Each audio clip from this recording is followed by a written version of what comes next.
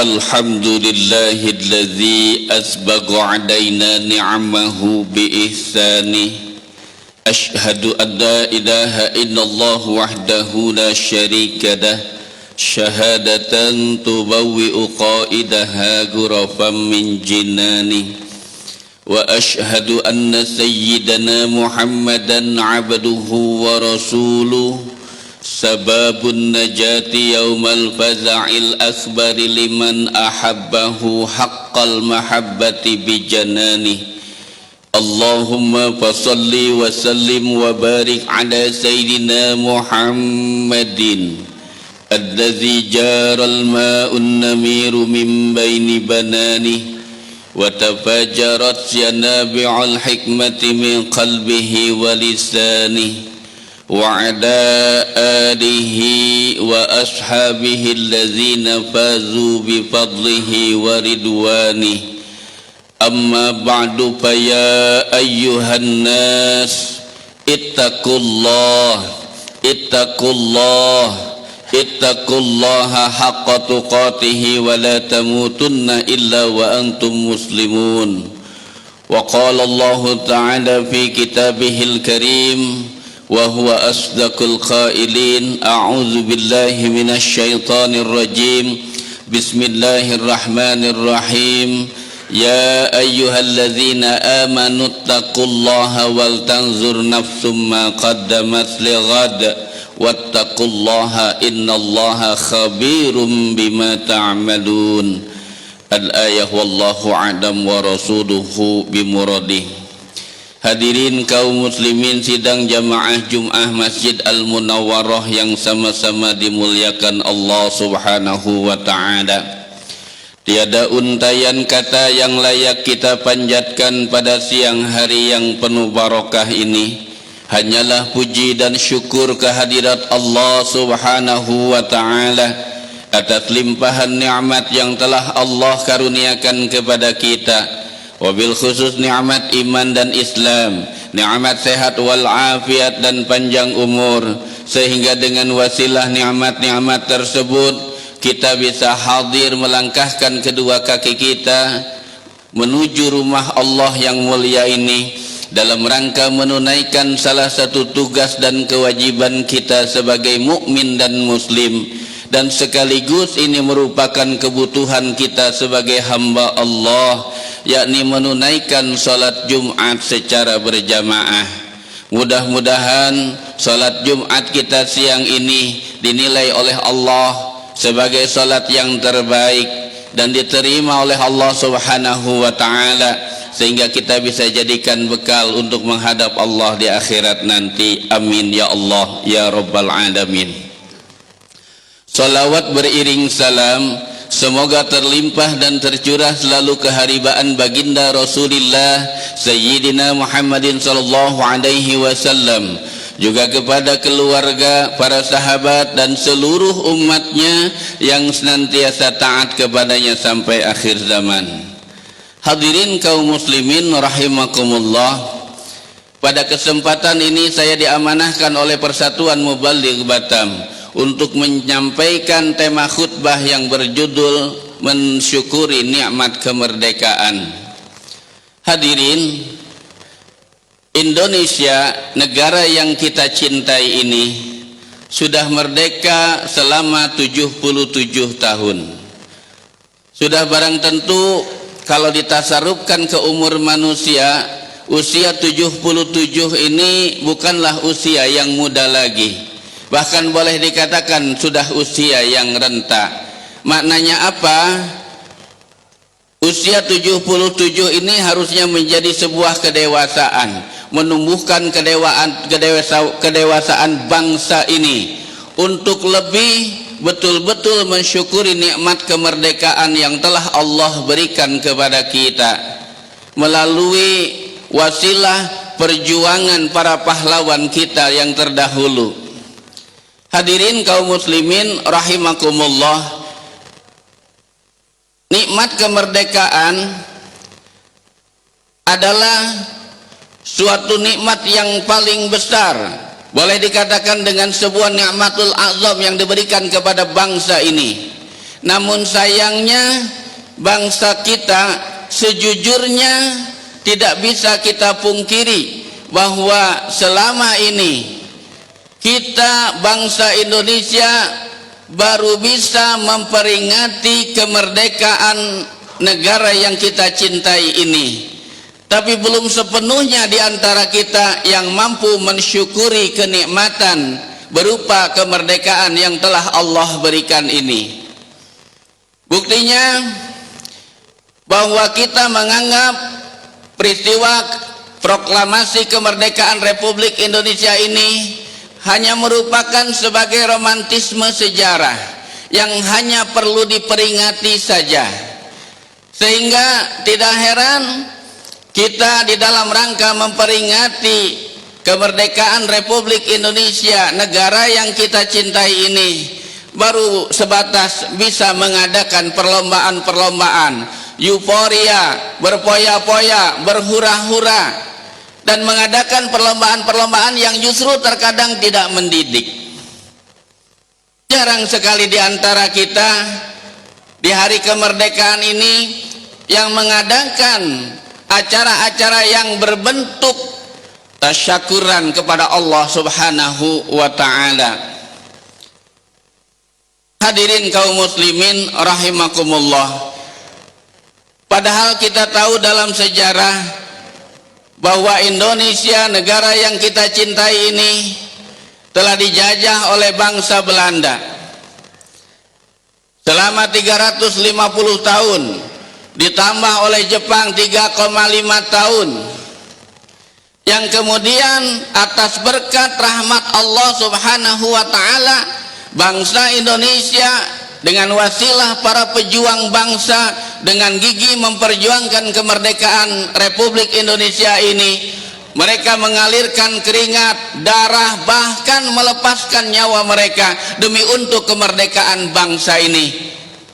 Tapi sedihnya kita, setelah kemerdekaan kita raih, kita yang seharusnya bisa mensyukuri nikmat kemerdekaan ini malah jauh dari Allah Subhanahu wa ta'ala. Peristiwa kemerdekaan Republik Indonesia, peristiwa proklamasi yang telah dikumandangkan oleh para pendahulu kita, proklamator kita, Bung Karno dan Bung Hatta, itu kita anggap sebagai perpindahan dari satu kolonial ke kolonial yang lain. Dulu kita dijajah secara militer oleh Belanda dan Jepang, bahkan Portugis sebelumnya.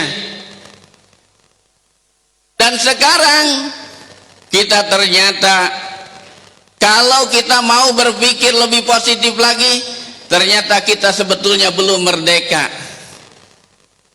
Penjajahan di bidang ekonomi, penjajahan di bidang pola pikir atau yang kita sebut dengan Ghazwul Fikri, penjajahan budaya, kemudian penjajahan secara religius juga sudah terjadi di depan mata kita, yang padahal penjajahan-penjajahan yang sekarang, neokolonialisme ini, jauh lebih berbahaya daripada penjajahan secara militer. Dari segi ekonomi kita ternyata belum merdeka. Dari tahun ke tahun kita masih bergantung, tidak bisa melepaskan diri dari hutang luar negeri yang semakin hari semakin menumpuk. Dari segi budaya, banyak budaya-budaya kita yang justru malah dipelajari oleh bangsa-bangsa lain, dan kita malah menggunakan budaya-budaya barat, westernisasi yang kita pakai dalam keseharian kita. Sementara budaya santun, budaya beradab yang kita miliki sebagai ciri bangsa Indonesia yang melekat sejak dulu, sepertinya sudah hilang dari diri kita sebagai bangsa. Kemudian penjajahan secara agama, Rasul Shallallahu Alaihi Wasallam 14 abad yang lalu sudah mensinyalir, sudah mengestimasi akan terjadi penjajahan secara agama sayati ala ummati zamanun, akan datang suatu masa di tengah umatku, kata Rasulullah sallallahu alaihi wasallam. Apa yang akan terjadi? Yushiku an tada'a alaikumul umam kama tatada'al akalatu ala qas'atiha. Umat Islam ini akan dijajah sedemikian rupa, dikepung sedemikian rupa bagaikan makanan di atas meja makan. Yang barat mau menghantam, yang timur mau memakan, yang selatan mau menghabiskan. Inilah kondisi umat di zaman sekarang. Hadirin kaum muslimin rahimakumullah, kenapa itu terjadi? Para sahabat waktu itu pun terheran-heran mendengar sabda Rasulullah sallallahu alaihi wasallam ini. Mereka bertanya, apakah jumlah kami sedikit pada waktu itu ya Rasulullah? Tidak, kata Rasulullah, bal antum yauma idzin katsir walakinnakum gusaun ka gusais sail. Salah satu penyebab kenapa kita dikepung sedemikian rupa dikarenakan hidup kita bagaikan buih di lautan yang centang perenang, yang senantiasa tidak memiliki kekuatan, diombang-ambing oleh ombak, dihantamkan ke karang, hancur lebur berantakan. Pada kondisi seperti itu, kata Rasulullah sallallahu alaihi wasallam, wala yanzi'anna fi qulubi aduwikumul mahabbata minkum, akan ditanamkan ke musuh-musuh, ke dada musuh-musuh umat Islam, rasa takut terhadap Islam. Dulu kita dikagumi, dulu kita dikatakuti, tapi sekarang umat Islam tidak lagi ditakuti dan dikagumi. Kemudian ditambah lagi, pada kondisi seperti itu, wala yakdzifanna fi qulubikumul wahan, Allah memberikan satu penyakit yang sangat berbahaya. Penyakit itu namanya wahan. Apa itu? Hubbud dunya wa karahiyatul maut. Penyakit wahan itu adalah cinta kepada dunia dan takut mati. Dan memang ini dua hal yang tidak bisa dipisahkan. Bahwa seseorang yang terlalu cinta kepada dunia, maka dia pasti akan takut menghadapi mati. Dan orang yang takut kepada mati, maka akan hilang semangat juangnya memperjuangkan agama. Hadirin kaum muslimin rahimakumullah. Lalu yang menjadi pertanyaan kita sekarang ini, bagaimana seharusnya kita bersikap di dalam rangka mensyukuri nikmat Allah berupa kemerdekaan Republik Indonesia ini? Allah Subhanahu wa taala sudah memberikan satu petunjuk kepada kita yang termaktub di dalam surat Al-Hajj ayat ke-41. Allah berfirman, alladzina immakannahum fil ardi aqamus shalah wa atuz zakah wa amaru bil ma'ruf wa nahaw 'anil munkar walillahi 'aqibatul umur. Di dalam ayat ini Allah memberikan petunjuk kepada kita bagaimana caranya kita mensyukuri nikmat kemerdekaan itu.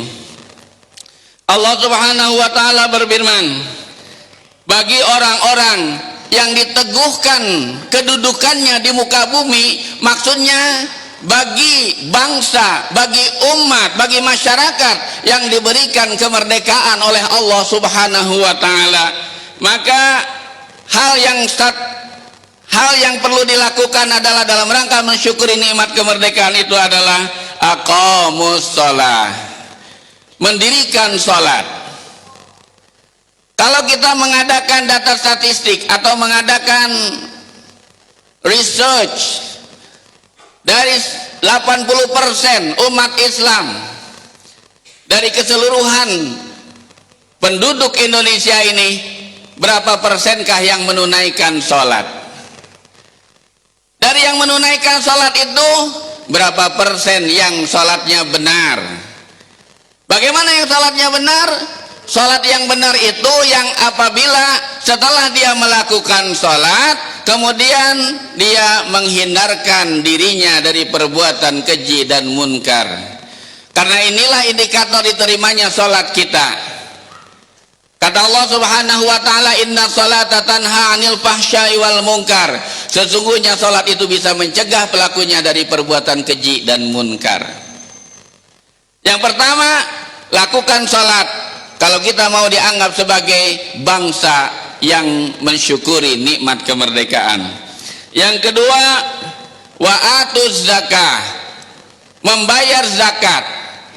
Pembayaran zakat ini dilakukan dalam rangka mengejawantahkan keimanan seseorang kepada Allah Subhanahu wa taala. Para ulama ahli tafsir mengatakan bahwa antara salat dan zakat adalah sesuatu yang tidak bisa dipisahkan. Salasu ayatin nazalat makrunatan bisalasin, la yaqbalullahu wahidin minhumma bighairi qarinatiha. Tidak akan diterima salat seseorang apabila dia tidak berzakat. Tentu zakat hanya berlaku bagi orang-orang yang diberikan kemampuan untuk membayar zakat. Dia sholat saja padahal dia diberikan kemampuan oleh Allah untuk membayar zakat, tetapi dia tidak bayar, maka sholatnya lam tuqbal minhus sholah. Jadi ini yang kedua, dirikan sholat kemudian tunaikan zakat bagi orang-orang yang memang sudah berstatus muzakki. Yang ketiga, wa amaru bil ma'ruf, beramar ma'ruflah, artinya perintahkan orang untuk berbuat kebaikan. Wa nahaw 'anil munkar, dan laranglah orang untuk berbuat kemungkaran.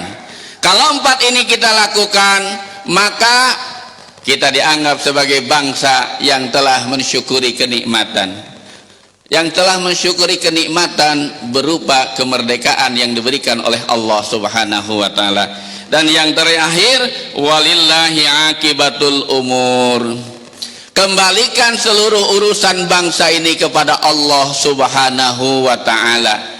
Oleh karena itu, ketika di dalam bangsa ini kita menemukan ikhtilaf, perbedaan pendapat, atau apapun permasalahan yang perlu dibicarakan, Allah telah memberikan bimbingan kepada kita, fa in tanaza'tum fi syai'in farudduhu ilallahi war rasul.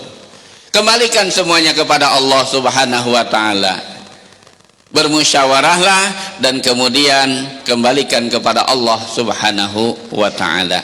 Inilah empat hal yang perlu kita lakukan di dalam rangka kita memanifestasikan rasa syukur kepada Allah Subhanahu wa ta'ala atas nikmat kemerdekaan yang telah Allah berikan.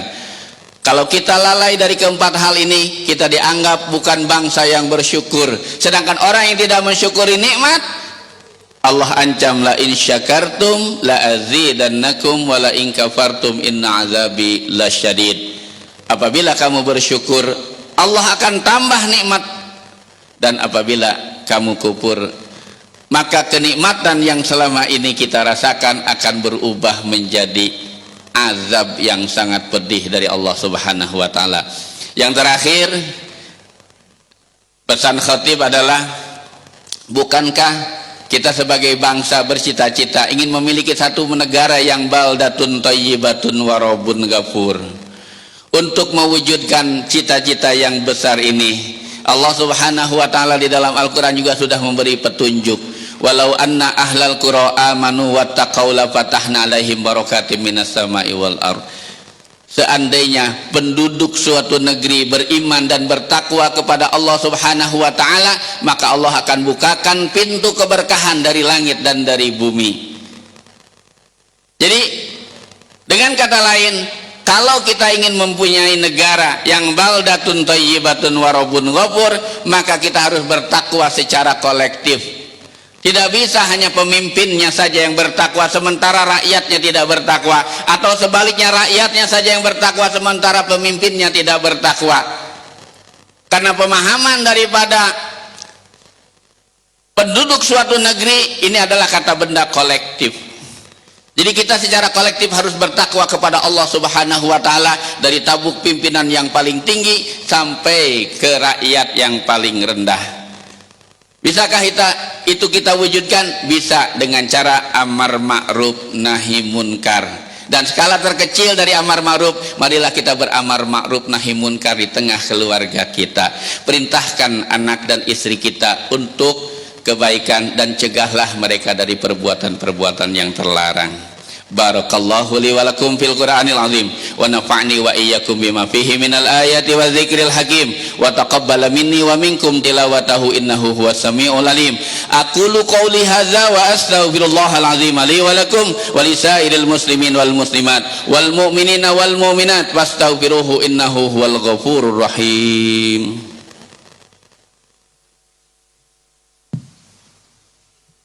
Allahumma salli ala Sayyidina Muhammad wa ala ali Sayyidina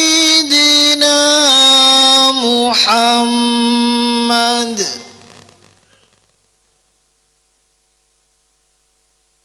Alhamdulillahi hamdan katsiran kama amar. Asyhadu an la ilaha illallah wahdahu la syarika lah irghama liman jahada bihi wa kafar. Wa asyhadu anna sayyidana Muhammadan abduhu wa rasuluh sayyidul khalaiqi wal bashar. Allahumma fassalli wa sallim wa barik ala sayyidina Muhammad wa ala alihi wa ashabihi masabihil ghurar. Amma ba'du fa usikum ibadallah wa iyaya bitaqwallah faqad fazal muttaqun. Wa qala ta'ala inna allaha wa malaikatahu yusalluna 'alan nabi ya ayyuhalladzina amanu sallu 'alaihi wa sallimu taslima.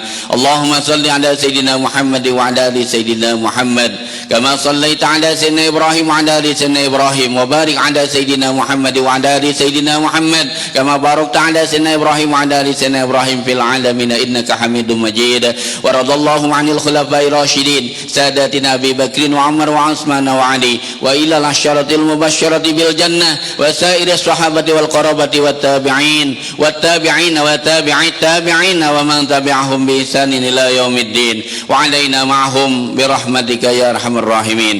Amin ya Allah ya rabbal alamin.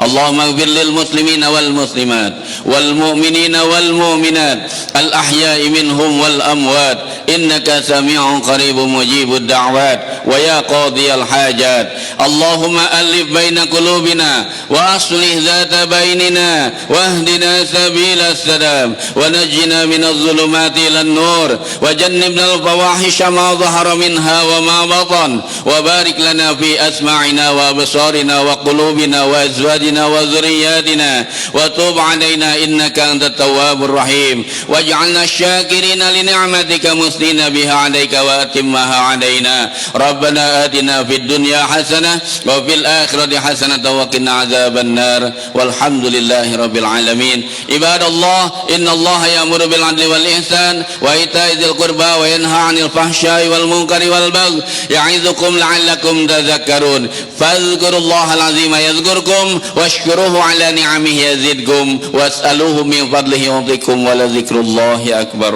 Aqimus shalah. Allahu akbar.